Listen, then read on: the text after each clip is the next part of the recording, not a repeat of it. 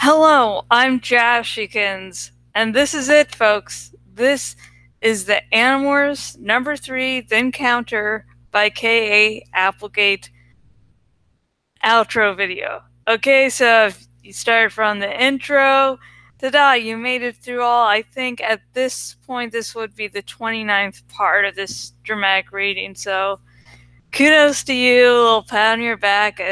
I was going to get this out a little earlier, but then, I'll just turn on Event Horizon for a little bit, and I ended up watching the whole fucking thing, and I haven't seen, damn, that movie since maybe 2007, 2008.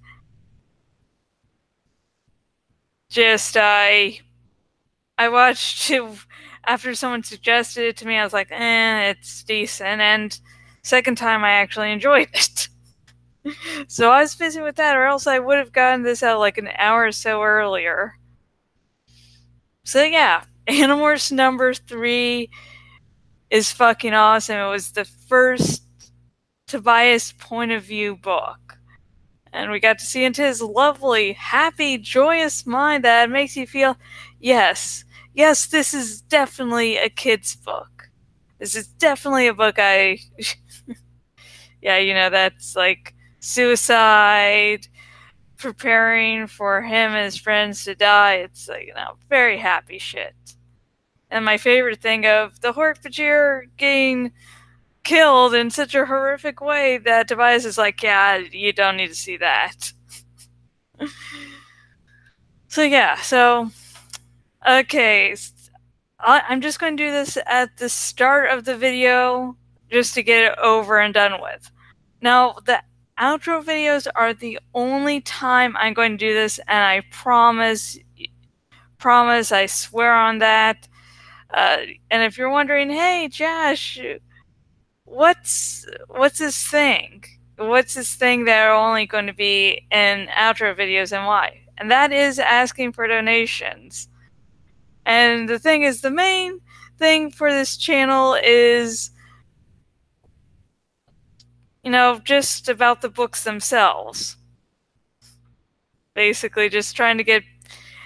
Right now, this whole long Animorphs dramatic reading is all about just getting the word of Animorphs out there, because it is a fucking awesome series. And it's not as known as it should be. And the other reason I'm only going to stick with this to outro videos is because I don't want it to look like I'm begging. The production for this, let's admit, is pretty fucking low. And these donations will not just help this channel, but the rest of my blog and everything that entails. And hopefully I can get some ebooks out. And I'm doing the self-publishing route. And so, I need to get cover artists, and I need to get people to format the ebooks. So basically, when you donate, you're not just donating for this, you're donating for everything. Everything. And I have 3 donation options to choose from if you want to.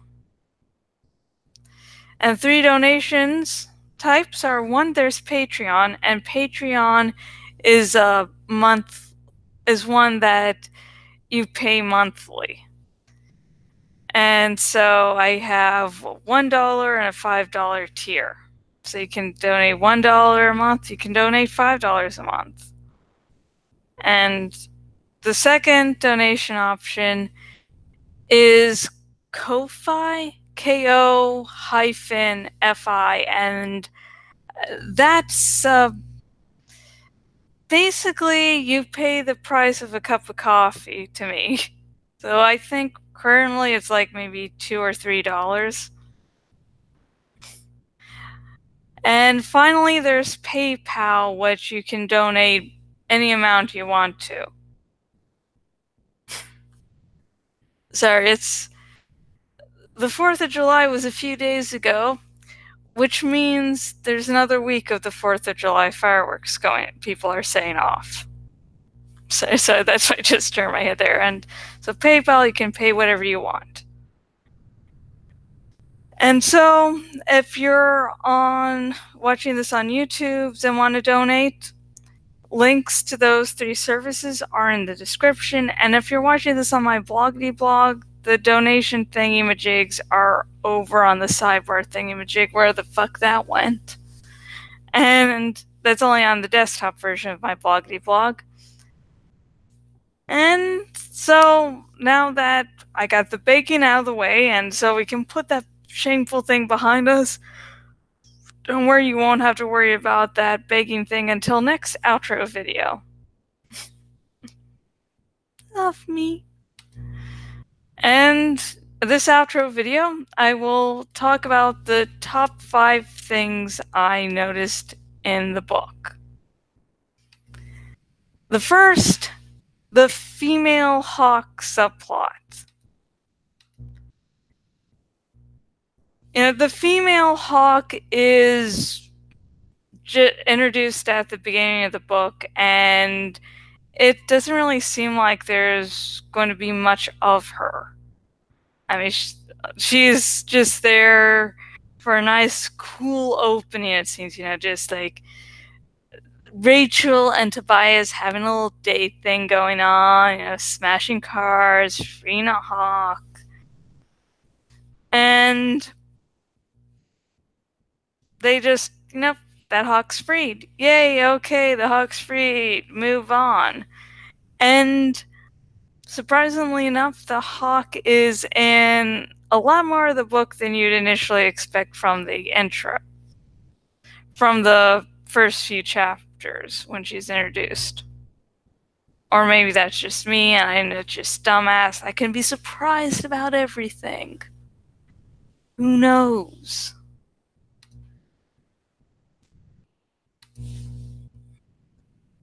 The reason the female hawk is in the book to such a large extent is to show Tobias's struggle with his hawk mind, because at the start of number 3, he's just struggling to remain normal. And it's sort of an intense situation to remain normal in, because he's a boy trapped in the body of a hawk. And so how he reacts to the female hawk shows how he is handling his hawk mind at any given time. When he is afraid of the female hawk, it showcases him being afraid of his hawk mind. He makes his first kill, and he is disgusted because he thinks he's lost. And that's really the really fucking sad point. That was... fuck. Yeah, he makes his first kill. He thinks now he cannot rebel against his hawk mind, and the hawk mind will rule over him, and he's lost. He's gone. It's just, there's the hawk mind going, yeah, this is my body now, so, you know, fuck off, you know, just run away. Yeah, it's really not a happy point in the book at all, and I'm just laughing because that's how I deal with pain a lot of time. I just laugh it off. He sees the female hawk at the lake, and he's more afraid of her than anything else because he wants so badly to be human again. She's the hawk. She's the representation of his hawk mind. And so, of course, he's fucking afraid of this representation of his hawk mind. Of course he's afraid. Of course, because he's not really afraid of that female hawk. The female hawk herself is not the thing making him want to shit himself. It's the fact that the hawk side of his mind is the thing that's freaking him the fuck out. Fuck. He really needs a hug. He just needs a big fucking hug. I know it's very awkward to give a hawk a hug, but I just need to give that little red-tailed hawk a fucking hug. Because he is dealing with this existential crisis at the age of fucking 13 years old. He's fucking 13 years old, and he's already like having I don't know what, like a midlife crisis at 13. He needs a fucking hug.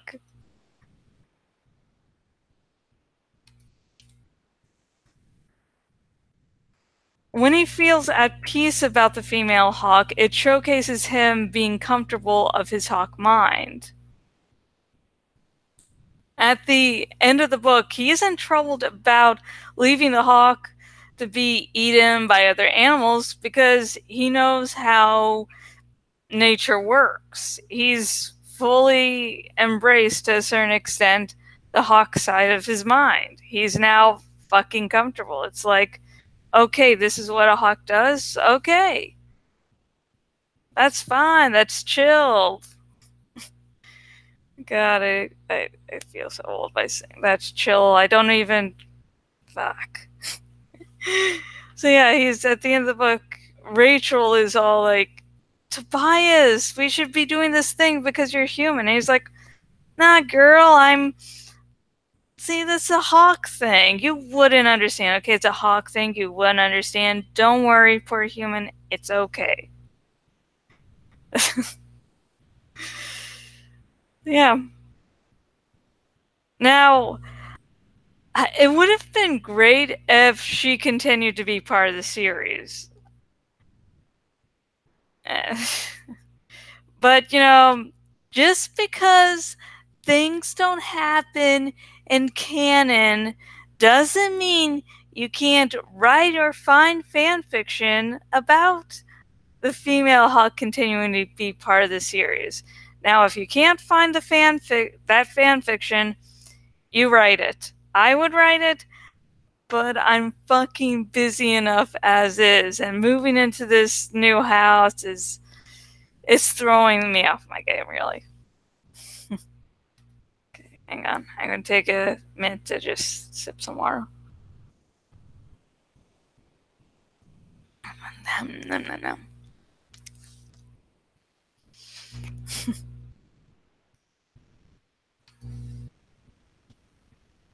Now, second thing that really fucking stuck out to me in this book was Tobias's suicide attempt. Yeah, this was big enough to make its own little separate section.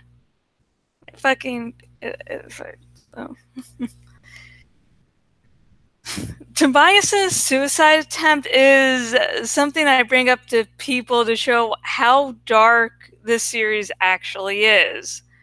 Like, especially when comparing to the crappy ass Nickelodeon TV adaptation, which you should not subject yourself to at all. And so I talk to people, just when you're advertising the series to just random people, you can't spend too long talking about something. You have to give them the bare bones, so if they're interested, they can ask questions, and you can give enough information for them to look it up themselves. So, Tobias's suicide attempt is one of the darkest things in the series. So, when I try and tell people, yes, you may think that, oh, it's these weird covers of kids turning into animals, ha ha ha. And I'm like, no, it's actually really fucking dark. You see this book? This one, a 13-year-old boy tries to commit suicide. For kids!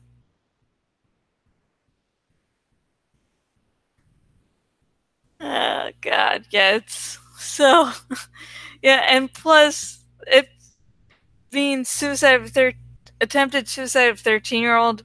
Really dark, especially since this series is marketed towards kids. It is, believe it or not. Tobias has been battling his hawk mind since the end of book 1. He has been trying so desperately to stay human while being in the body of a hawk. He has had Jake bring him food as he refuses to hunt. And he's refusing to hunt, living in Jake's attic because Tobias is like, I have to remain human. Remaining human is the most important thing, even though I'm trapped in the body of a hawk with a hawk's mind and a hawk's instincts and everything else. And when the hawk mind finally takes control, Tobias is beyond horrified and believes he is lost. Because, hey, the Hawk Mind took over, I have to just subject myself to Mr. Hawk Mind. Okay, Mr. Hawk Mind, come on in. Oh god, he needs a fucking hug. I have had suicidal thoughts before, and so I really connected with this part of the book. And I've never ever had any suicidal attempts. They've luckily remained in the realm of thoughts. And I know I'm happy, I put on this nice happy demeanor, but yeah, still clinically depressed no matter how much I smile or laugh. I clicked the wrong thing there. When I read this book for Jash Reads, and when I read Tobias' suicide attempt, I took the pain I had felt in the past, to help really portray Tobias being as down as he would be if, as he was trying to commit suicide. And this made it so I was a little depressed until I woke up. I practiced one night, just practicing and so I could have a somewhat decent reading for the chapter. Somewhat decent. And so throughout that whole night until I woke up, I was down. It was not a good feeling. It took a lot out of me. And then the following night, when I did dramatic reading for the chapter, yeah, same thing happened. And the thing is, when you act or do whatever the fuck I do, you might not actually be feeling those emotions, but you basically draw energy inside you, and when that energy basically passes through your body, it takes a toll. It's sort of like running a marathon. It takes a fucking toll on your body. If you do it well. And even if you do however the fuck I do it. And now we're going to spend a few brief moments talking about the shitty Animorphs show that you should not watch at all. And I only bring up to diss it. In the Animorphs show, I was fucking pissed off that they left out this part. In the show version, Tobias goes away for a few days, and when he returns, he is basically okay. There's no mention of him struggling with the hawk side of his mind like he does in the books. It's seriously, it fucking pissed me off. Here is this really dark part, And Nickelodeon's like, yeah, he's just going to fucking go away for a few days and come back and he's going to be okay. He's going to be adjusted to his hawk self. Fuck you, Animorphs TV show. Fuck you. And before I spend 2 more hours of just saying fuck you, Animorphs TV show, I will continue on.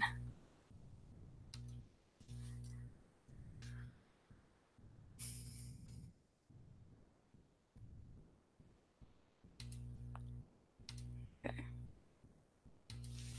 I'm going to...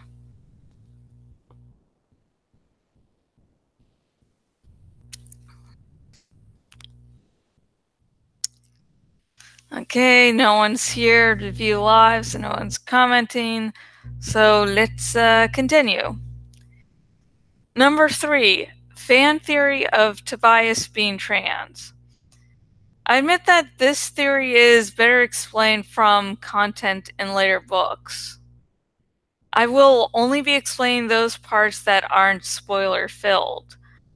And in later Tobias books, I will try to remember to do more of this fan theory, because what I'm going to be telling you now is really a very, very, very brief synopsis. So, and I believe in this on the YouTubes in the description. I have put a link to my Tumblr Ask box, so if you want to ask me more about my opinions that are spoiler filled, you know, just go to my Tumblr Ask box and ta-da! Problem solved. Shit. Sorry, I just... Arg. Sorry, I'm reading some things from a Word document and I just went up to part 2 instead of part 3. So anyways, the basic of this fan theory of Tobias being trans is that Tobias becoming less comfortable being humans shows he is trans. Basically, how comfortable he becomes being a hawk. And I don't agree with this theory, as it confuses Tobias being comfortable not being human as... Fuck, sorry, I should have read completely from script there instead of deviating. Okay, let's go back now. I don't agree with the theory as it confuses Tobias becoming comfortable no longer living as a human with his gender. So basically it's Tobias dealing with his situation of being a hawk has no relation really whatsoever with his gender. He's just like living a hawk so long that he's becoming more hawk than human.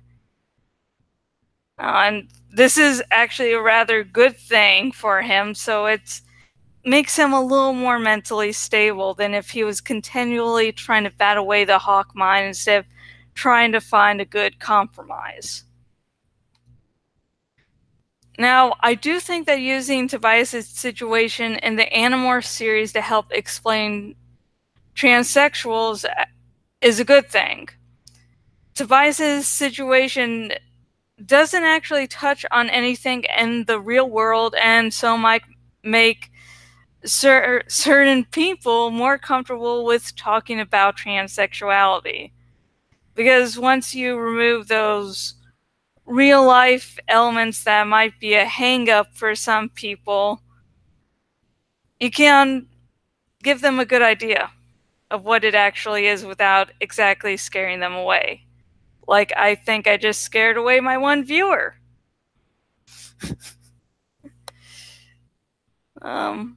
Sorry? Hopefully you're like having some internet connection issues and that's the problem. I'm not that crazy. I just wear like a little dino on my head.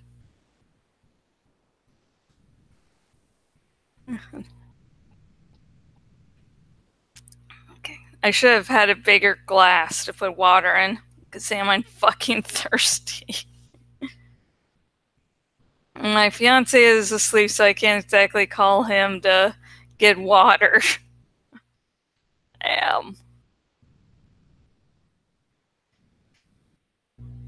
Okay, part 4. I mean, part 4, section 4. Fourth thing I noticed in the book, the relationship between Tobias and Marco.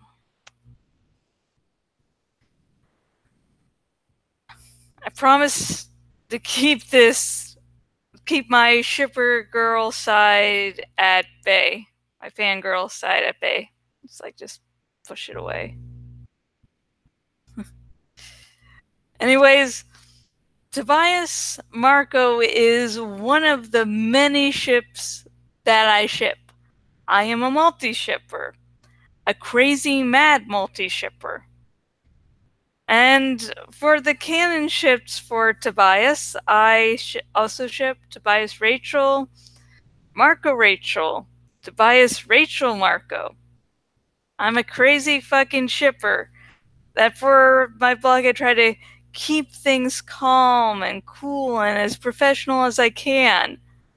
Even though I'm a crazy fucking multi-shipper, they should be very afraid of.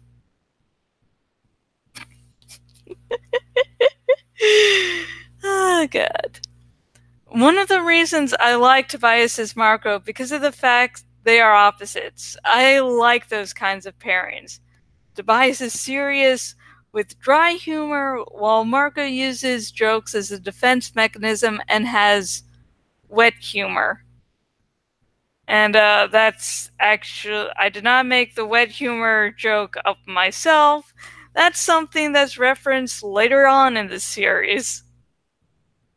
And it's, yeah.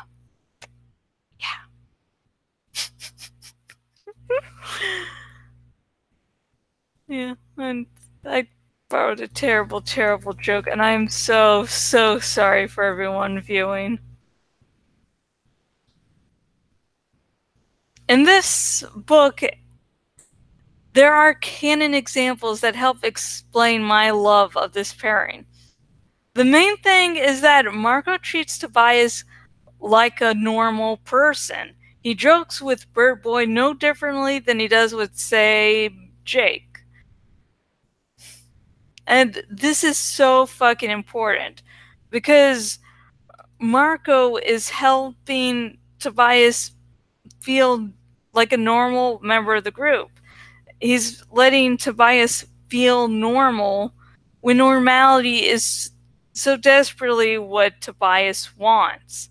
He wants to be normal. And Marco is saying, okay, yeah, you're normal. I'm going to tell you to fuck off just like I would anyone else.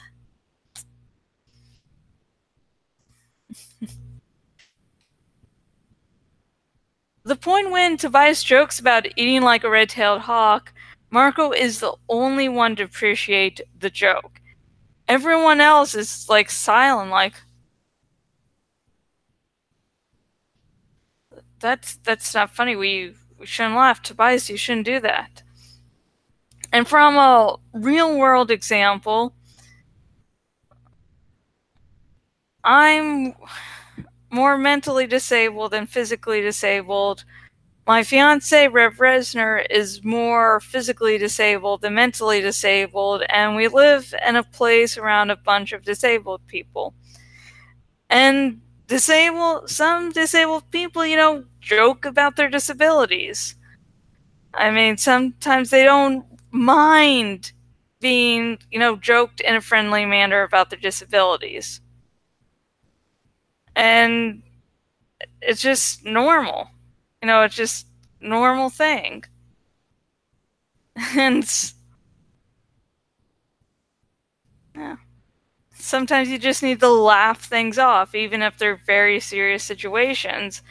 And when Tobias made the joke and no one but Marco laughed, I felt like that. It's like a disabled person joking about their disability, and then the majority of people just going,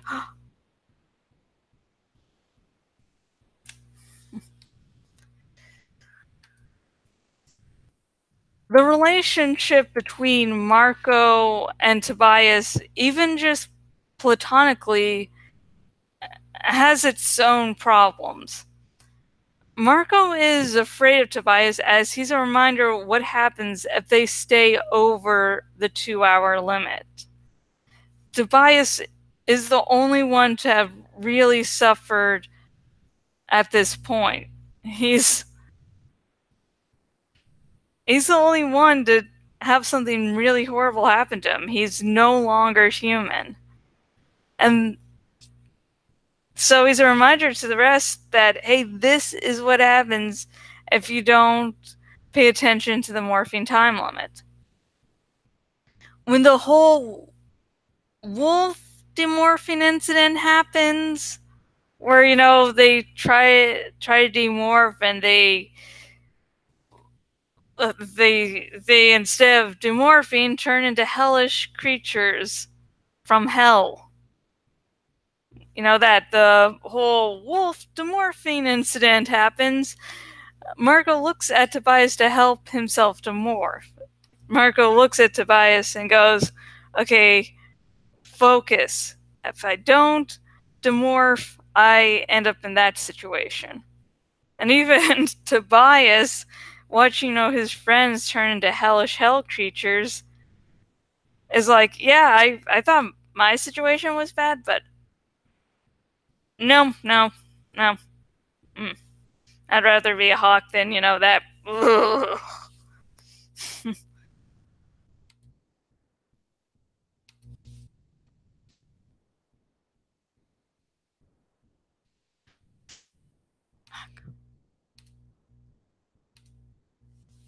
Okay, finish off the water here. I'm gonna drink some more water once I finish this. Okay, no one's replying in the chat, so let's continue. Woo!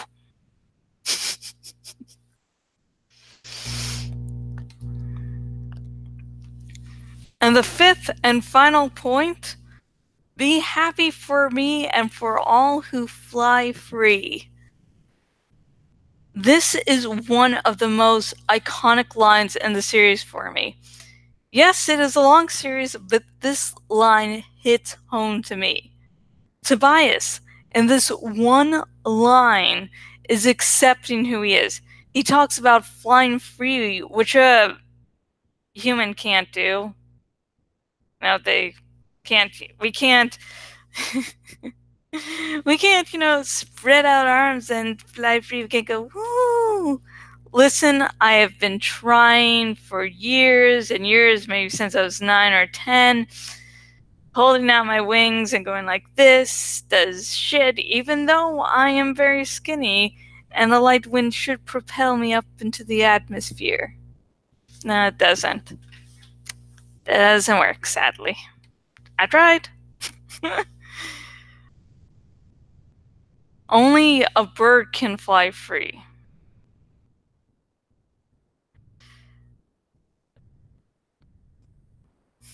Tobias is also telling the reader not to be sad for him. And throughout the book, he has been conflicted, but now he has found his center. So don't pity him anymore. You know, he's comfortable. He's like, yeah, cool, I'm a hawk now. That's cool. I have a nice little tree and a nice quaint little meadow, and I hunt mites, rats, cute rabbits. You know, it's like, I'm cool. Want to hang out in the meadow for a little bit, but, you know, just don't come to me during nighttime because that's very fucking freaky and I want you all to stop doing that shit. Stop it.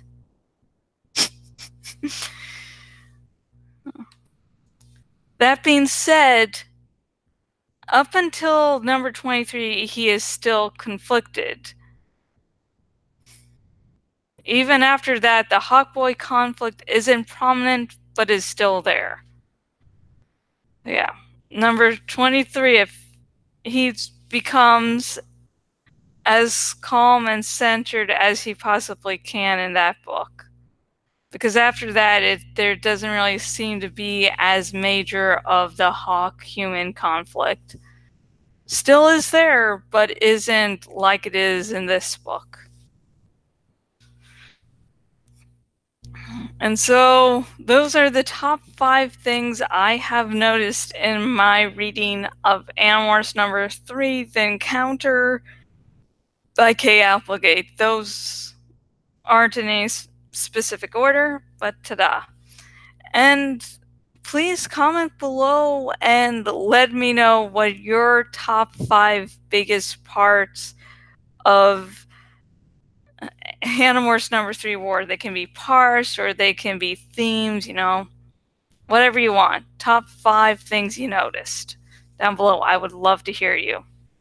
Or just read your comments, you know, whatever. And so, yeah. And so it comes now to the point where I will announce the next book I will be doing a dramatic reading of. And that book is Animorphs number 4, The Message. Actually, let me see if I fucking remembered that correctly. I know it has Cassie morphing a dolphin.